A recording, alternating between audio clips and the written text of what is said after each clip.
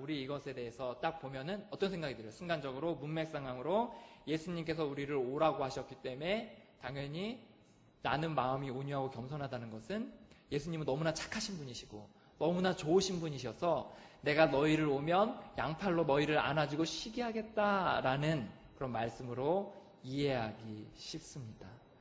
그런데 여기는 그런 말씀이 아닙니다. 여기서 말씀은 나는 마음이 온유하고 겸손하니 라는 것과 수고하고 무거운 짐진 자들아 라는 것이 대조를 일으키는 겁니다.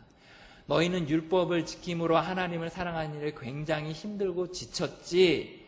그런데 나는 그 율법을 지킴으로 하나님을 사랑하는 그 일을 함에도 불구하고 마음이 온유하고 겸손하단다. 너희는 마음이 괴롭고 수고하고 짐졌지만 나는 마음이 너무나 평안하단다. 너무나 마음이 평안한 상태에서 그것들을 할 수 있단다 라고 말하고 있습니다.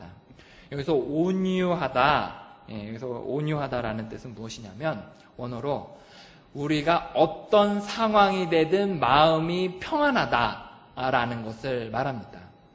원수가 우리를 향해서 저주하고 욕할지라도 마음이 평안한 거예요. 차를 타고 운전하고 가다가 어떤 사람이 차를 세워놓고 창문을 열고 욕을 할지라도 마음이 평안하다는 거예요. 아침에 밥을 먹고 나가려고 하는데 어머니가 너 시집은 언제 갈래?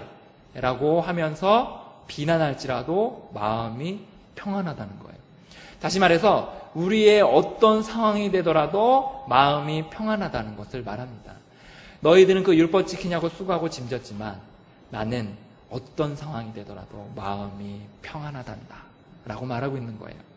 겸손하다라는 단어는 마음이 낮아지다라는 오늘 본문에서는 마음이 낮아지다라는 뜻보다는 하나님의 뜻에 자연스럽게 순종할 수 있는 상태를 말합니다.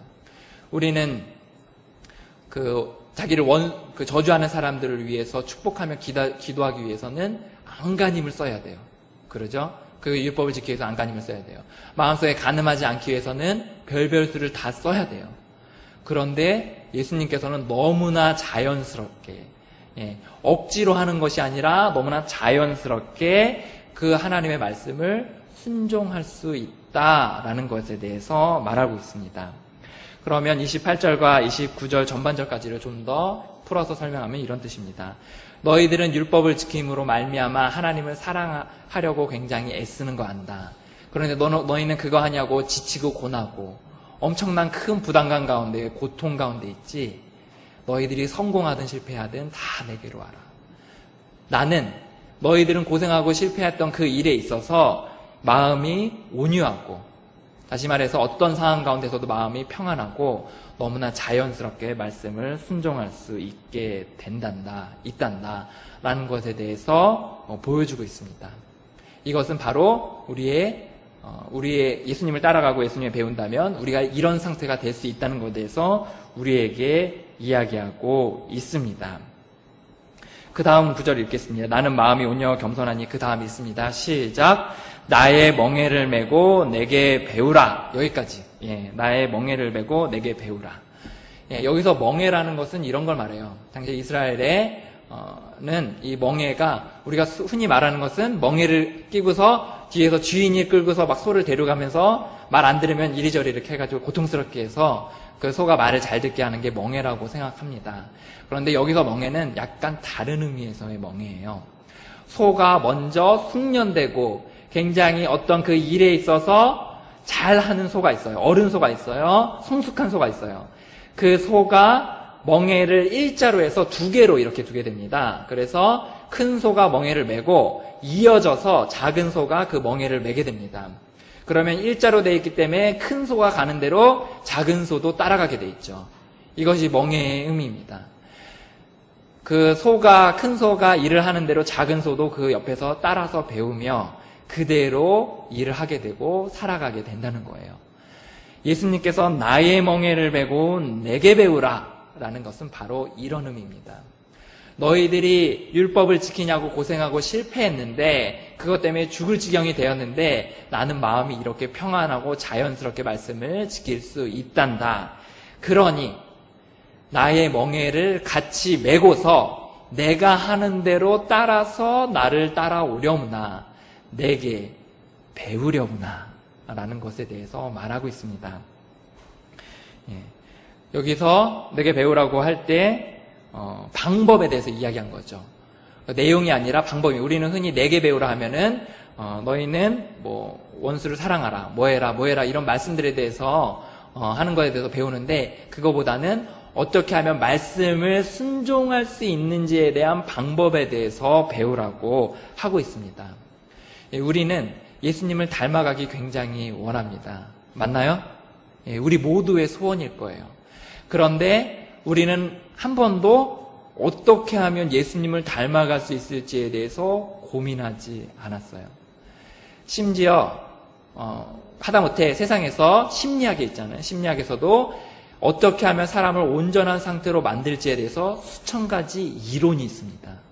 그런데 우리는 예수님을 어떻게 닮아갈 수 있을지에 대해서 고민하지 않습니다.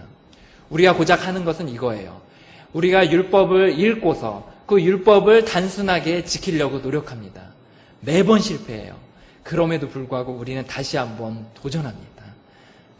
방법에 대한 연구가 없고, 또한 방법에 대해서 예수님의 방법을 닮아가지 않았기 때문에 우리는 끊임없이 실패하기 마련입니다. 우리가 미로를 두면은 그 미로에서 그 쥐를 딱 두고서 하면은 쥐가 이렇게 한대요. 한 번 부딪히면 그 부딪혔던 곳은 다시 가지 않고 다른 곳으로 가게 된다고 합니다. 그래서 결국은 그 미로를 풀어서 그 끝에 그 탈출구에 나갈 수 있다 그래요. 그런데 인간은 어떻죠? 인간은 마치 이런 것 같아요. 끊임없이 부닥쳐서 그것이 답이 아닌 줄 알매도 불구하고 나는 할 수 있다고 생각하며 머리로, 몸으로, 등으로 밀어서 결국은 예수님을 닮는 그 목표에 도달하고자 노력합니다. 그런데 실패하죠. 그래서 수고하고 무거운 짐을 지게 됩니다. 심한 죄책감에 빠지게 됩니다. 이내 포기하게 됩니다. 그래서 우리에게 예수님께서 이렇게 말하는 거예요. 내가 나를 닮아가는 법, 또 성장하는 법, 살아가는 법에 대해서 나의 멍에를 메고 내게 배우라 라고 우리에게 말하고 있습니다. 그러면 우리에게 어떻게 하신다고 약속하십니까? 그리하면 너희 마음이 쉼을 얻으리니. 29절에 두 가지 마음의 단어가 사용되어지는데 앞에와 뒤에는 다른 단어입니다. 앞에 단어는 좀 이따 설명하기로 하고요. 너희 마음이 뒤에서는 영혼을 말하는 거예요. 영혼은 우리의 한 부분을 차지하면서 우리의 내면의 깊은 곳을 차지하고 있습니다. 우리 영혼 깊은 곳에서 우러나는 기쁨과 우리 영혼 깊은 곳에서 나오는 깊은 인간관계와 영혼 깊은 곳에서 하나님과의 교제가 바로 이 영혼에 해당됩니다. 단순히 우리 마음이 행복하고 기쁜 것이 아니라 알지 못할 곳에서 흘러나오는 기쁨으로 우리 마음이 쉼을 얻게 된다고 말하고 있습니다. 우리는 여기서 의문을 갖게 됩니다. 아니, 정말 간절한 소망을 갖게 됩니다. 어떻게요? 도대체 어떻게 그 율법들을 지킬 수 있습니까? 어떻게 우리 주변의 셀원을 향해서 우리가 비난하지 않고 조롱하지 않을 수 있으며, 어떻게 우리가 나를 향한 나에게 저주하는 원수를 향해서 축복할 수 있으며, 내 마음까지도 어떻게 하면 또 가늠하지 않을 수 있는 그런 것에 대해서 할 수 있습니까? 라고 우리는 물어보게 됩니다. 오늘 읽은 말씀은 사실 그 방법에 대해서 나와 있진 않습니다. 단지 오늘 말씀은 너희들은 그렇게 했지만 나는 다르다. 그러니 내게 배우라 라는 정도로 머무르고 있습니다. 하지만 우리 28절과 29절을 좀 더 자세히 살펴보게 되면 그 힌트들은 얻을 수 있게 됩니다. 수고하고 무거운 진진자들아 라고 해당되는 그 말씀들을 지키려고 했던 사람들을 그 영성훈련의 방법, 다시 말해 예수님을 닮아가고자 했던 방법은 이거였어요. 방법론으로 한번 생각해 봅시다. 당시에 그들의 방법은 율법을 적어두고 그것을 지키려고 노력하는 것이 그들의 방법이었습니다. 외적인 행위로 말미암아 그것을 지키려고 노력했다는 거죠. 처절하게 실패했습니다. 처절하게 실패했죠. 행동으로 말미암아 우리의 인격을 변화시키려는 방법은 처절하게 실패할 수밖에 없습니다. 하루 이틀 성공하는 듯 보이고 1년 2년 성공하는 듯 보이지만 급격한 상황이 되면 우리는 돌변하여서 과거의 습관대로 행동하게 됩니다. 그러면 우리는 어떻게 해야 됩니까? 우리는 29절에서 그 힌트를 얻을 수 있습니다. 나는 마음이 온유하고 겸손하니. 여기서 이 마음이란 단어는 굉장히 히브리적 단어로서 복합적인 단어를 사용하고 있습니다. 마음은 우리 생각과 의지와 감정 모두를 포함하는 내면의 상태를 말합니다. 좀 복잡하지만 우리 지와 정과 의를 포함하는 내면의 상태를 말하고 있습니다. 예수님께서 나는 마음이 온유하고 겸손하니 라고 말씀하시면서 그 영성 훈련의 포인트와 그 힌트가 그 마음 안에 있음을 넌지시 짚어주고 있는 겁니다.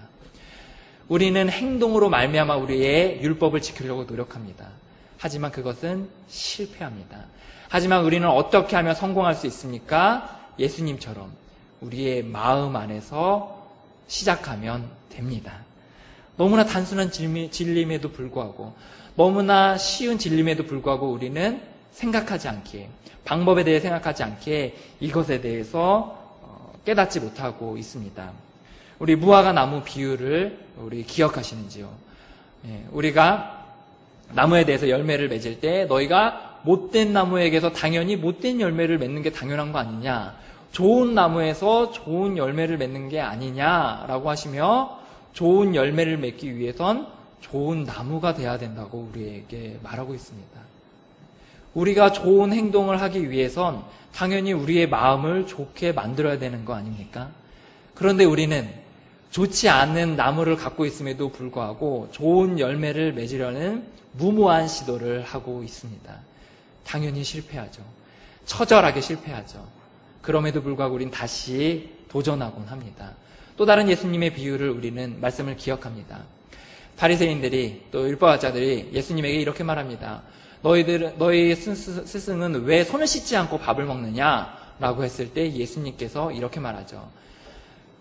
너희들이 입으로 들어가서 뒤로 나오는 것이 너희를 더럽게 하는 것이 아니라 너희들의 마음 안에 있는 것이 나와서 너희를 더럽게 하느니라 라고 말하고 있는 것을 봅니다.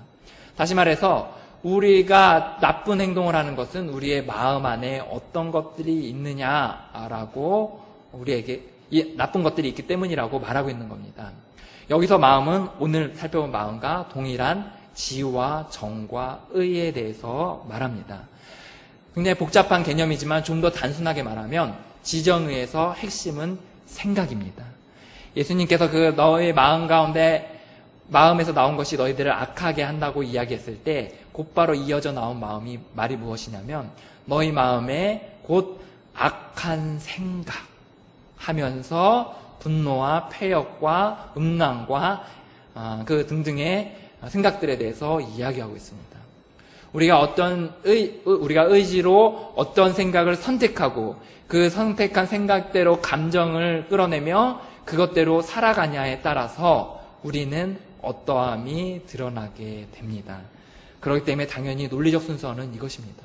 우리의 행동을 교정하는 것이 아니라 우리의 마음을 살피고 그 마음을 성경대로 교정하는 작업을 통해서 우리는 어떠한 상황 속에서도 평안하며 자연스럽게 우리의 말씀을 실천할 수 있는 존재가 되게 됩니다. 그런데 우리는 이 마음밭이 두 가지 전략을 씁니다. 하나는 뭐냐면 방치합니다. 내버려두고 사람들이 그냥 그 마음들을 방치하도록 내버려둡니다. 또 하나는 이겁니다. 잘못된 개념들을 선택하는 거예요. 성경적이지 않는, 전혀 성경적이지 않는 개념들을 선택합니다. 우리 전자, 마음을 방치하는 예들은 우리 주변에서 너무나도 숱하게 찾아볼 수 있습니다.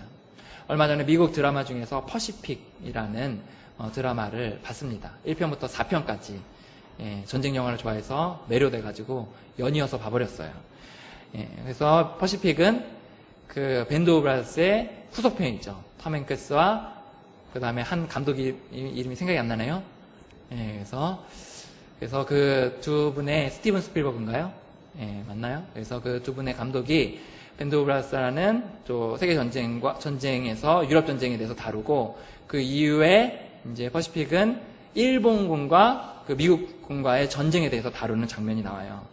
첫 장면이 굉장히 인상적입니다. 처음에 그 깨끗한